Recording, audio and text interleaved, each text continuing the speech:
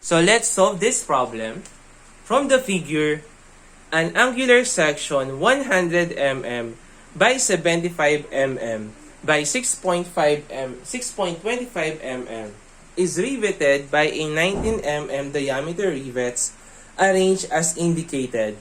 Assume a 36 steel, Fy is 248 megapascal, Fu is 400 megapascal, diameter of hole is 3 mm greater than rivet diameter.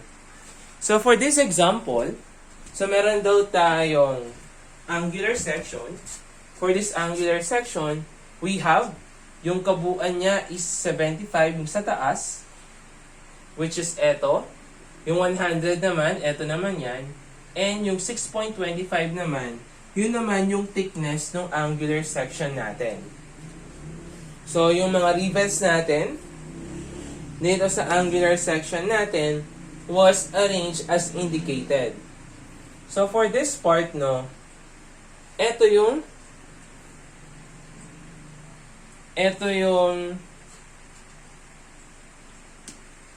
front view ng plate natin.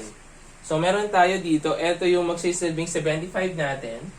So, for this one, ito yung naka-angkla yan, or nakaumbok dito. So, kung titingnan mo siya dito sa side, so, etong L yung makikita mo.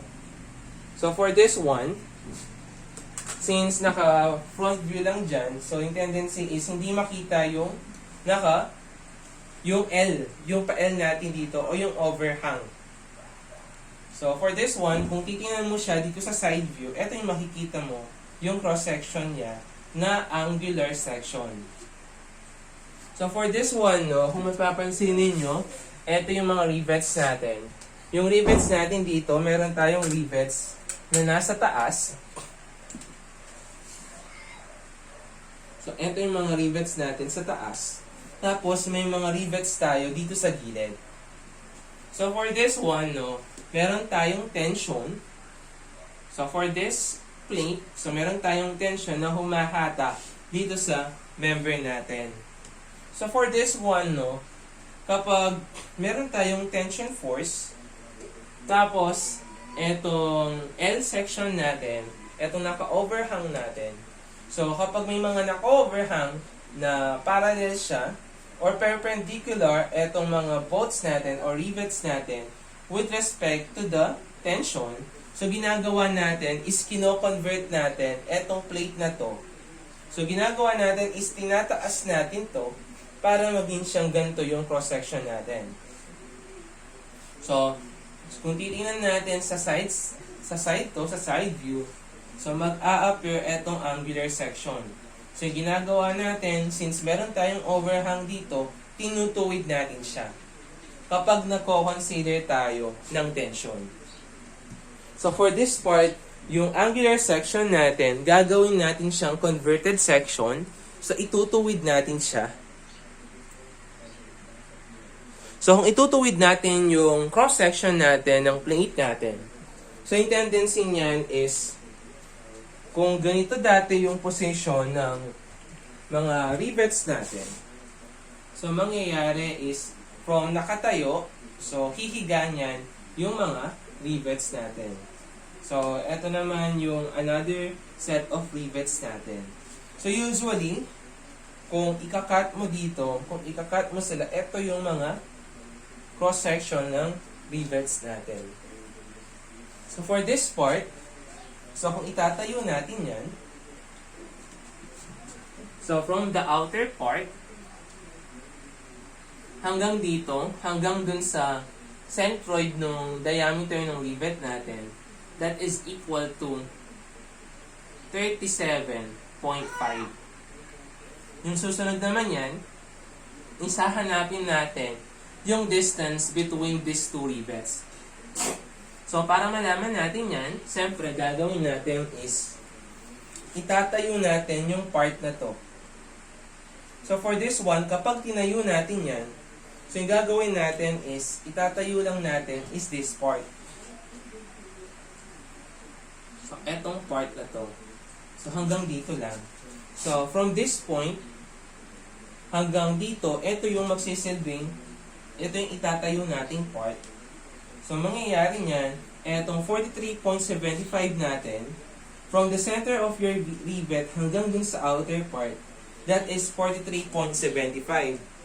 So, mangyayari niyan, hahanapin natin yung length natin. So, from the center of your rivet, hanggang dito lang. Hanggang sa point na to. So, ima-minus natin yung thickness ng angular section natin. So, we will have 43.75 minus 6.25. So, yung answer natin dyan is 37.5. So, yung distance between them, so that will become 37.5 plus yung value natin na 62.5. So, yung 62.5 natin, etong shaded by color red. Plus, etong shaded by color black naman. So 62.37.5 yung shade of black plus yung shade of red natin na 62.5. So we will have a distance between rivets which is equal to 100. So meron tayong distance niyan which is equal to 100. So the distance between rivets is equal to 100. So this is equal to 100. So next naman yung last part natin, etong distance ng pinakagit ng rivet natin to the outer part ng L.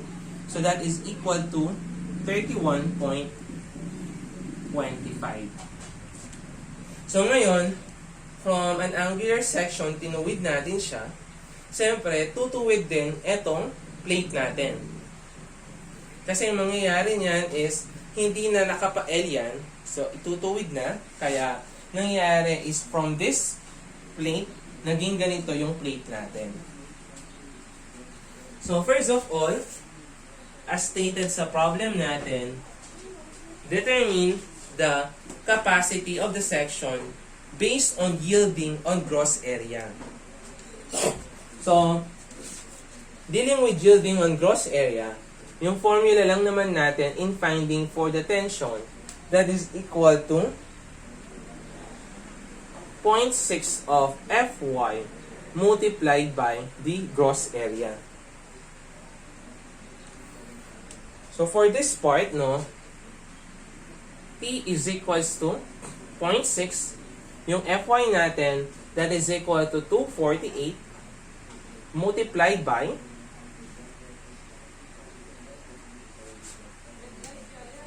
so yung width natin yan, that is equal to, so kung pag-add natin yung width natin, so we have 37.5 plus 100 plus 31.25, so that is equal to 168.75.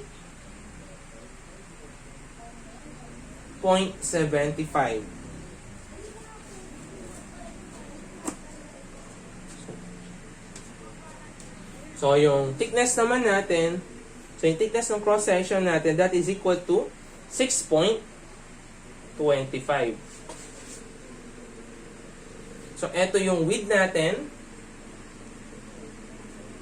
Tapos, eto naman yung thickness ng cross-section natin. So, the value of your tension in yielding on gross area is equal to 156.94 kilonewton.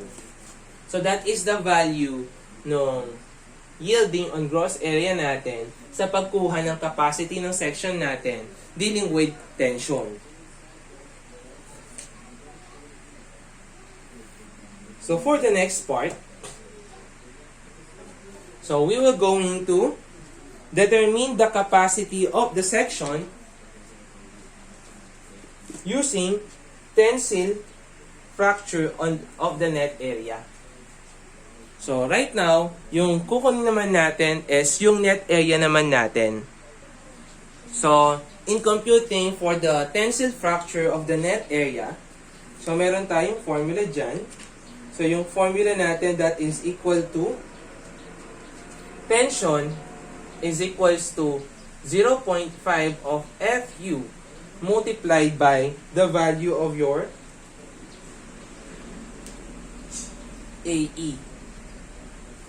So, yan yung formula natin in computing for the value of your fracture. Considering yung net area natin. So, for this one, siyempre, hindi pala Fy yan. That is equal to Fu. Since we are considering yung fracture on the net area, siyempre, hahanapin muna natin yung value ng AN natin.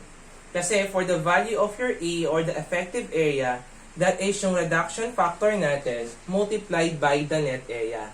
So for this one, since walang sinabi sa problem natin, and inassume na yung all members natin magta-transmit siya ng tension, so yung tendency niya, the value of your CT is equals to 1.0.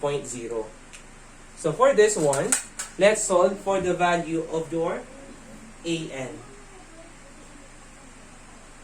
So let's solve for the value of your AN. So, since i-consider natin yung hole, so kailangan muna nating malaman yung diameter of hole natin. So yung hole diameter natin as stated dito, 3 mm greater than rivet diameter. So yung rivet diameter natin, that is equal to 19 mm. So 19 plus 3. So the diameter of your hole is equal to 22 mm. So yung tendency kasi ng mga plates natin dealing with tension, lalong-lalo sa mga bolts natin na staggered. Kapag sinabi nating staggered, meaning to say, hindi sila uniformly yung pagkakaayos. So, like this one, so meron dito, hindi sila in a row. So, yung tendency dito, hindi pagkakapare-parehas yung distances between them. Ito yung distances nung gauge natin from this bolt hanggang dito sa baba, that is 100. So, yung distance naman of this bolt to its corresponding bolt, that is 37.5 times 2. Yung distance naman ng upper bolt natin with respect dun sa bottom bolt natin horizontally, that is equal to 37.5. So, hindi pare-parehas yung mga value ng mga staggered connection natin with respect to its distances to each other. So, ginagawa ng mga designer na staggered connection para mas lalong maging matibay yung capacity ng mga plates natin. So, mas matibay yung mga section natin kapag naka-staggered. So, papaliwanag natin yan by analysis through computation dito sa plate natin. So, for this one, so, lagi natin kino-consider kung paano masisira yung plate natin.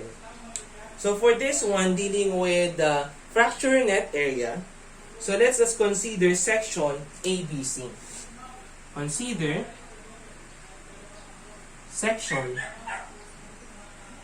ABC. So, let us assume, so yung primary goal natin kapag nagko-consider tayo ng mga net area kapag staggered, primary goal natin dapat walang mahulog na bolt. So, kung i-consider natin yung A, B, at saka C, so yung tendency at this point, walang nahulog na bolt. So, meaning to say, hindi tayo pwedeng mag-consider ng points, let's say, no, mag-consider tayo ng points na D, E, tapos etong bolt na to, tapos bababa. So, hindi pwede yung path na to. So, let's consider eto. Example, ganito yung path ng pagsira. So, hindi pwede kung i-consider natin yan. Bakit? Kasi may mahuhulog ng isang bolt, which is si bolt B. So, yung consideration natin dito, dapat walang mahulog na bolt. So, for this one, let us consider first etong pagkasira from point A, B, at saka C. So, magka-crack yung plate natin from A, pupunta siyang B, pupunta siya sa C. So, for that one, let's solve for the net width. So for this one, hahanapin natin yung net width ng section natin. So for this one, so for the value of your net width, that is equal to, so yung value ng total width natin as computed kanina, that is equal to 37.5 plus 100 plus 31.25. So you will have 168.75. In computing for the value of your net width, so gagamitin natin yan, ima-minus natin etong sa ABC natin. So for this one, so nandito tayo sa section A, B, C. Etong linya natin, etong C ha, etong direction na to. So meaning to say, from that part, meron tayong isang hole. Meron tayong isang rivet. So yung consider natin dito is yung diameter ng hole. Kasi yung diameter ng hole, yun yung reflection ng diameter ng rivet natin dun sa plate. So for that one, meron tayong isa. So that will become 168.75 minus 22. So the value of your net width is equal to 146.75.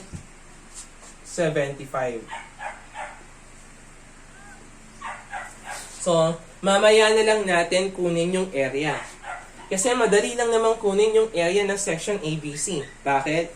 Kasi etong net width na to, imumultiply mo lang naman sa thickness natin na 6.25. Next, let us consider naman section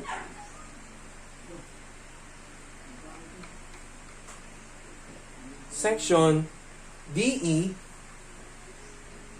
BC. So, yung tendency kasi is pwedeng masira yung section natin from DE, B to C. So, pwedeng yung mangyayari niyan is pag ganito.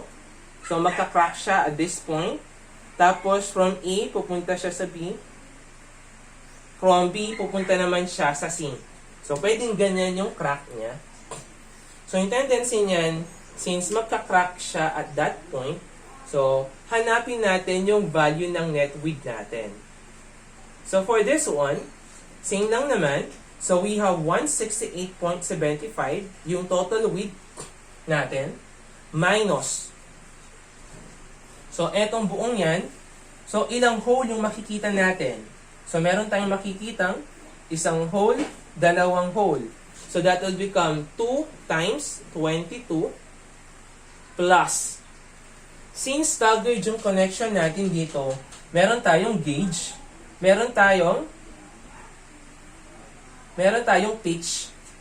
So, usually, no, yung tinatawag nating gauge, yun yung laging perpendicular sa tension natin. So, for this part, ito yung tinatawag nating gauge. Ito yung tinatawag nating gauge. Kasi, perpendicular siya dito sa tension natin. So, ito yung tinatawag nating gauge or the distance between the two rivets. So, ito yung gauge.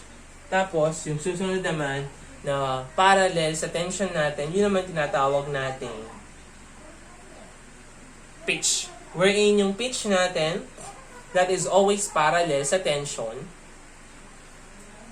So, let's solve. Plus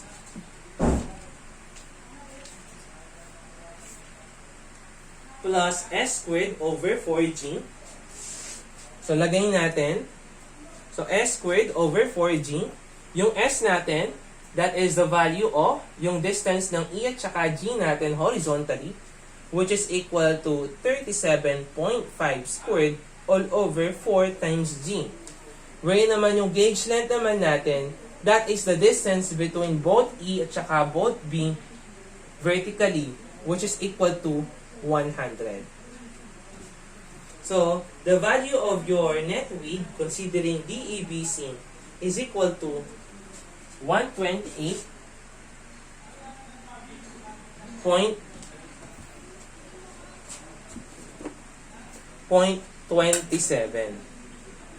mm. So that is the value of our net width. So, ngayon naman, yung dalawang section lang naman yung magpo-flow ng ano natin kung paano magka-crack yung plate natin. Kasi hindi naman magka-crack yung plate natin ng paganto. So, sobrang imposible na magka-crack siya. So, for this part, tension lang tayo. So, usually, etong A, B, C, D, E, B, F, yun lang yung path kung saan masisira yung plate natin, considering tension. So, for this one, so, yung i-adapt natin dito is yung value ng net width na mataas o mas mababa. So, we have two values of net width. So, yung 146 at saka yung 128.27. So, for this one, ano yung i-adapt natin? Yung 146.75 ba? Or 128.27? So, kung titingnan natin yung formula natin, dependent yung value ng tension natin dun sa value ng AE natin or the value of your area. Kung dependent yan sa area, so meaning to say, kung mataas yung value ng net width mo, mas lalong tataas yung value ng tension mo or the tension capacity. Kaso lang, yung tendency lang yan is, kailangan nating i-consider dito yung mababa yung value ng net width natin. Kasi, yung tendency kasi, hanggang dun lang yung safe capacity natin kasi, yung tension na yon at this section sa DEBC natin, hanggang dun lang yung kaya natin. Kasi kung i-adapt natin etong sa ABC, yung tendency is mataas yung net width, mataas yung value ng tensile capacity mo. So yung tendency kapag nag-apply tayo dyan, ang mangyayari is magka-crack sa DEBC. So for this one, let us adapt yung least value. So the value of your net area, so, ito yung gagamitin natin. Ito yung nag-govern. So, the value of net area or the value of your AN is equals to 128.27 multiplied by 6.25. So, the value of your AN is now equal to 801.69 mm squared. So, para mahanap naman natin yung value ng tensile force natin sa fracture area, so that would become 0.5. The value of your FU is 400. The value of your AE is, so that is 1. Kasi nga, yung CT natin, that's 1.0. 801.69. So, the value of your capacity on the fracture of the net area, that is equal to 160.34 kilonewton. So, kung pagko-compare natin yung dalawa, so, di ba dati lagi, yung value ng yield area natin, lagi siyang mas mataas compared sa fracture area. Kaso nga lang, dahil nga nag-staggered yung connection natin, kaya yung tendency is that plus tayo dito sa net area. So, meaning to say, kapag nadagdagan yung net width natin, tataas yung net area, tataas yung tensile force. Kaya ngayon, mas mataas yung value ng tensile fracture of the net area natin compared sa yielding sa gross area natin dahil sa mga staggered connections natin. So next, we will determine the capacity of the section based on block shear failure. So for this one, so for the block shear failure, so yung ginagawa lang naman natin dito is kino-consider natin yung tension at saka yung shear natin. Pero yung kinagandahan lang dito, so kinagandahan lang dito is yung kino-consider natin is the net area sa tension. Tapos yung shear naman yung kino-consider din natin. So combination siya ng shear at saka tension. So for this one, let's recall yung formula natin. So let's recall the value of your black shear failure. That is equal to, unang-una, siyempre that is AV, FV, plus yung, so yung AV, FV na yan, so that is equal to, so 0.30 FU multiplied by AV plus yung 0.5 FU multiply naman dun sa area sa tension natin. So for this part, no, so ito yung sa shear natin. Etong part na to, ito yung sa shear. Tapos yung susunod na part naman, ito naman yung sa tension. So for the tension part, yung kino-consider natin is yung fracture on the net area. So hindi natin kino-consider yung yielding on the glass section. So for this one, hahanapin lang natin yung value ng AB natin at saka yung value ng AT natin. So for this one, no, we will going to consider na magpa-fracture or magkakaroon tayo ng failure dito sa DE, dito FE. So yung magiging path ng failure natin, una, eto muna. Tapos,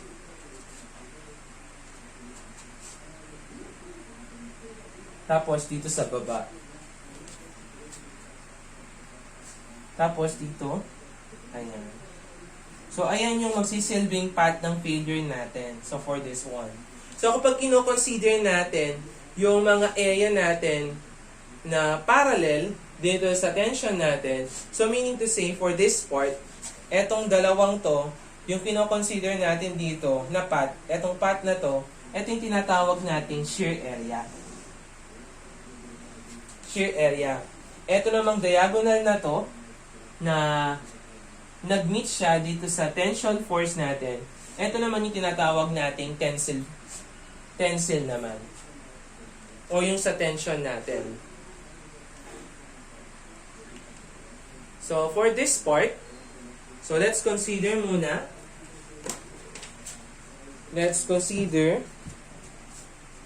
So, consider natin na yung FE and BG as shear area as AV as shear area and EB as tension area. So for this part, yung AB natin, so ito yung path na to, so that will become yung FE. Ayan. So F to E at saka yung B to G. So that is yung shear area natin. Tapos yung EB naman, which is etong diagonal, so that will become yung tension natin. Or the tensile area. So for this part, ito yung tensile area natin. So yung kulay black na arrow, that is our shear area. Tapos yung diagonal naman natin, that is our tension area. So for this part, let us consider first yung shear area natin. So for the shear area, let's compute for the value of your AB. So that is equal to, so kunin muna natin yung value ng net width natin. So for the value of your net width,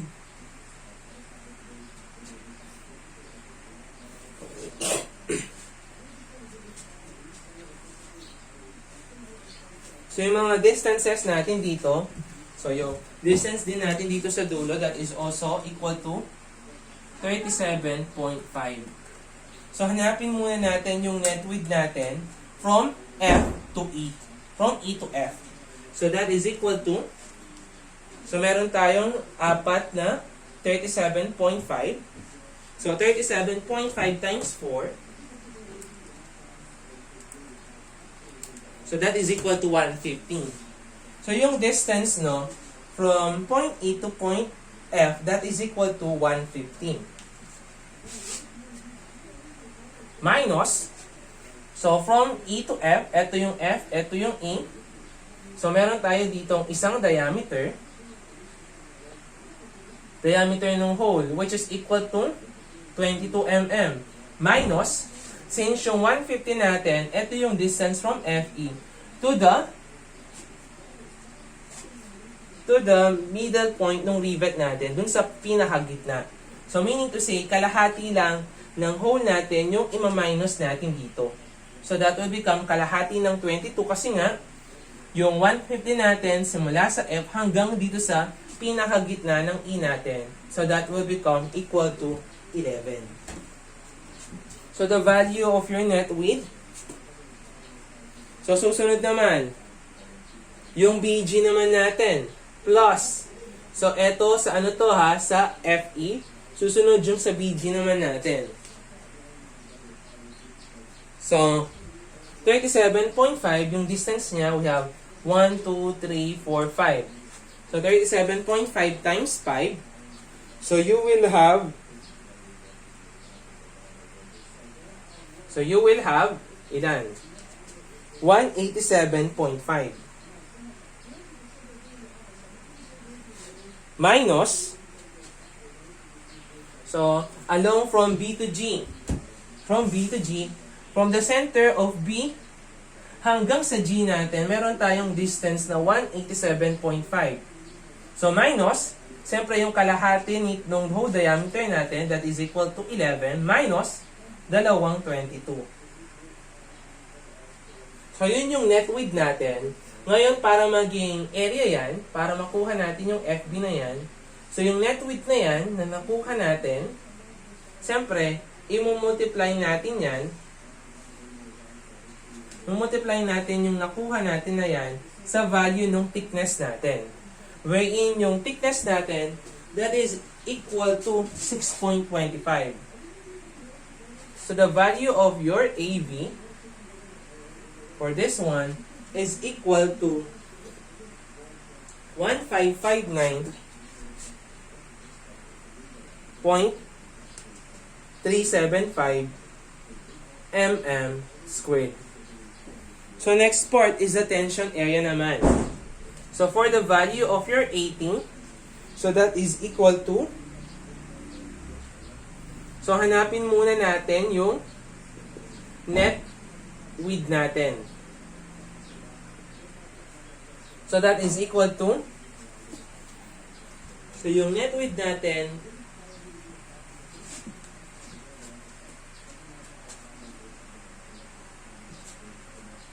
so yung net width natin, that is equal to, so unahin muna natin this part. So yung distance between A to B natin, that is equal to 100. Tama? So minus, so yung distance niya from the center of the hole to the center of the hole, that is equal to 100. So pag minus natin yung yung tika-kalahating diameter of hole, so meron tayong 11 dito sa taas, minus sa 11 sa baba, plus yung staggered connection natin. Yung S natin dyan is equals to 37.5 squared all over 4G. Yung gauge length natin, that is equal to 100.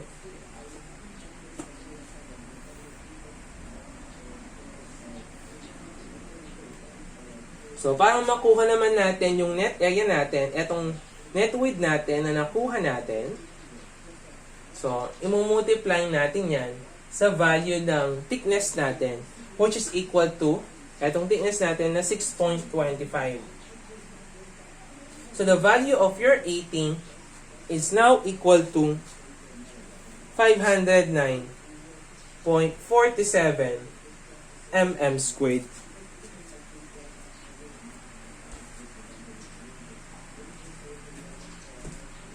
So, that is the value. So, yun naman yung capacity on block shear naman. Considering that one, so if we were going to consider yung path na yan, so the value of our capacity, that is equal to 0.30 the value of your FU that is equal to 400 multiplied by AV na 1559.375 plus 0.15 the value of your FU multiplied by 509.47. So the value of your T is equal to 28,289.019 kilonewton. So for this one, no, since wala naman siyang sinabi na value ng CT natin, kasi yung value ng AT natin, that is equal to AE. Tama? Is equal siya sa AT. So yung value niyan is reduction factor multiplied by the net area. Since wala siyang sinabi, so yung CT natin, neglect na lang natin, that is equal to 1.0. So ito yung value ng tension natin kapag kinonsider natin na makakaroon tayo dyan or magkakaroon tayo ng mangyayari, yung kinonsider natin dito is magka-crack yung plate natin sa direction na to. So meaning to say, etong part na to, maaalis siya. Etong part na to, mayuyupi. And yung part na to, mahuhulog. So ganun yung assumption natin when we consider etong FE, BG natin sa shear, tapos yung AB natin sa tension. So meron pang isang consideration kung paano masisira yung plate natin. So for this one, yung i-consider natin is lagi dapat na mas mababa na value ng tension area natin. So for this one, let us consider naman. So we will going to consider another part kung paano masisira yung plate natin. So merong other part merong other part kung paano masisira yung plate natin. So for this one, yung kanina is from F, dadaan siya hanggang A, dadaan siya dyan sa G, tapos yung BG natin, dadaan siya papunta sa G. Pero right now, so gagawin natin is puputulin natin yan dito. Kasi gagawin natin is magkakaroon tayo dyan ng so, dito naman siya masisira dito sa part na to. So, for this one. Ayan. So, mangyayari niyan, yung tendency niyan is kung paano masisira yung plate natin. So, for this part, for the last consideration natin, so, etong shaded area na to, so, eto yung masisirang part ng plate natin. So, meaning to say, etong part na to, yung i-consider natin na path. So, for this one, maaalis to, maaalis yung nasa taas, maaalis yung konting portion. So, ganoon yung assumption natin kung paano masisira yung plate natin. So, for the last assumption, we will going to consider, so letter D, we will consider as FE, as AV, and yung ABC natin as tension area. EBC as tension area. So, for this part, same lang tayo kanina, FE, yun yung shear area natin. Yung EBC, which is denoted by red arrow. So, that is our tension area. So, let us consider first yung shear area natin. So, same lang kanina. So, the value of our shear area in that place. So, yung AB. So, diretso na. So, kunin muna natin yung net width natin. So, that is equal to yung distance between FE that is equal to 150 minus. So, meron tayong isang butas na 22 minus kalahating butas, 11. Multiplied by 6.25. So the value of your shear area is equal to 731.25 mm squared. Next part, yung sa tension area naman natin. So, dadaan yung tension area natin. So, first of all, eto muna. So, yung ano natin dito, that is equal to center ng rivet, that is equal to 100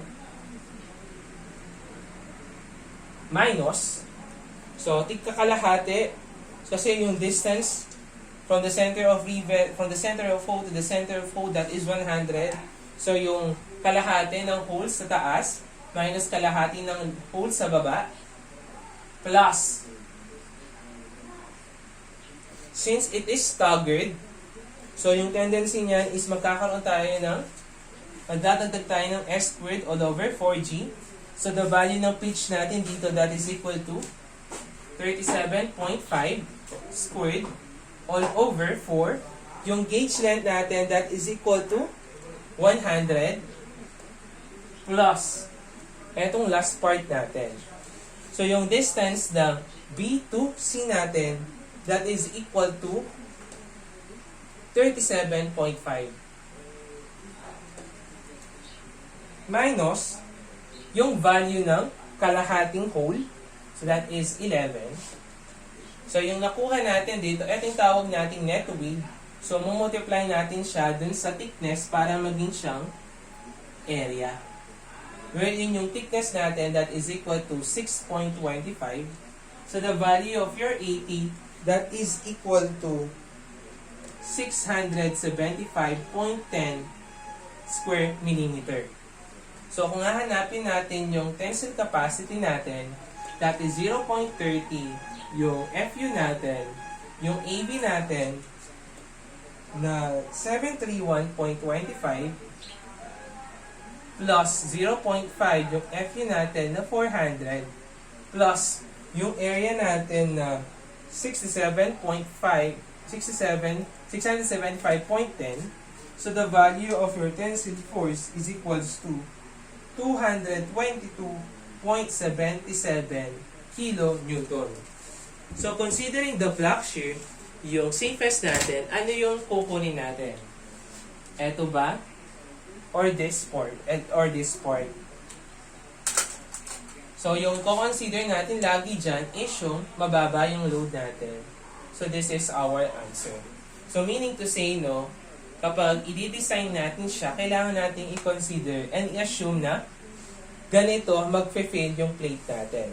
So always assumption natin ha, walang maiiwan na hole, walang malalaglag na rivet kapag nagko-consider tayo ng failure. So ganun lang yung consideration natin using sa block shear at saka sa mga staggered connections natin.